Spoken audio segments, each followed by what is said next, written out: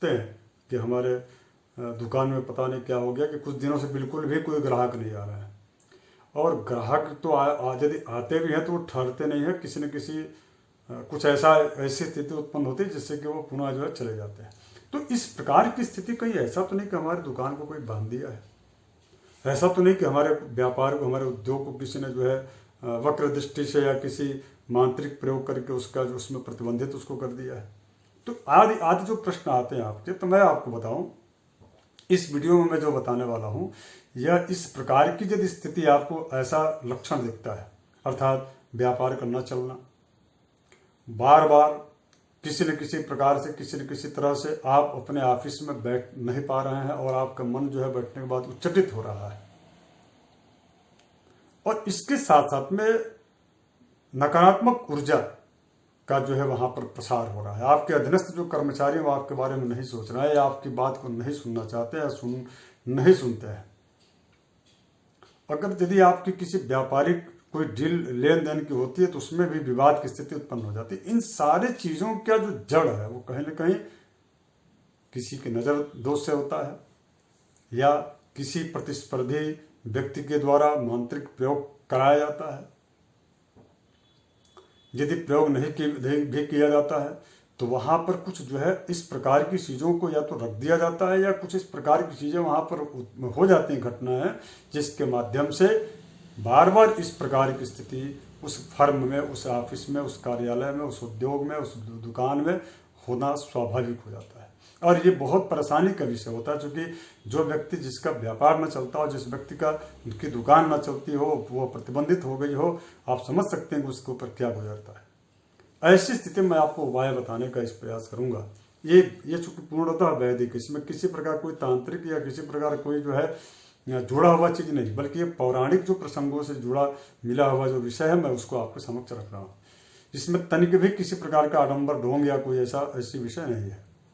देखिए, यदि इस प्रकार की स्थिति या लक्षण आता है तो आपको पहला काम करना है। इसमें 3 काम आपको मैं बताऊंगा, 3 कार्य आपको करने हैं। पहला जो कार्य है वो कार्य यह है कि काला जो उड़द है उसमें दही मिला करके उसको एक दोने में रख लीजिए और उस पर जो है कपूर जला करके और पूरे जो है दुकान के या आपका जो उद्योग है, जो आपका मेन जो गेट है, उस गेट जहाँ से व्यापारियों का या माल का आवागमन होता है, उसका जो है बाएं तरफ से ओम ऐं ह्रीं क्लीं चामुंडाई विच्चे या नवार्ण मंत्र है, बड़ी ही शक्तिशाली मंत्र है। इस मंत्र को बोलते हुए 7 बार या 5 बार जो है बाएं तरफ से उसको उतारा कर दीजिए और उसको जो है, और ये शुक्रवार के दिन करना है, और उसको किसी तिराहे पर ले जाकर के आप उसको छोड़ दीजिए। और आकर के उसके पश्चात दूसरा कार्य क्या काम करना है कि दूसरा कार्य यह है कि बट वृक्ष, जो बट वृक्ष होता है, बर का जो पेड़ होता है, उस पेड़ के जो है का जो जड़ है, उस जड़ में से थोड़ी सी आपको जो है मिट्टी लेनी है और ला करके, और उसके पश्चात पीपल के पत्ते पर उनको भगवान शिव का शिवलिंग बनाना है। शिवलिंग बनाने के पश्चात जो है उसके निर्माण करने के पश्चात उसको जो है पंचामृत से अभिषेक करना है। पंचामृत से अभिषेक जब करते हैं तो उसमें क्या बोलना है, तो ये मंत्र आपको जो है भगवान जो शिव को प्रसन्न करने वाला रुद्राभिषेक में जो प्रयोग किया जाता है, 16 मंत्र हैं पुरुष जो है रुद्र सूक्त के। ओम नमस्ते रुद्रमण्यमवतोदयिखवे नमः बाहुभ्याम उदते नमः जाते रुद्रशिवा धनुर्घोरा पापकाशनी तया नतन्वा संतमया गृशंता विचागस्य। इस प्रकार के 16 मंत्र। यदि ये मंत्र आपको क्लिष्ट लगता है, कठिन लगता है, तो आप केवल मात्र ओम नमः शिवाय ही भी बोल करके और आप उन पर जो है दही से पंचामृत से अभिषेक करने के पश्चात जो अभिषेक जो द्रव्य है, अभिषेक जो आपने किया है पंचामृत से, उसको उसमें थोड़ा सा जल मिला करके और उसके पश्चात अपने फर्म के अंदर जो है पूरा छिड़काव कर दीजिए। इससे क्या होता है कि जो महाविद्या जनित जो कुप्रभाव उस आपके फर्म पर है, जिसको आप नहीं देख पा रहे हैं,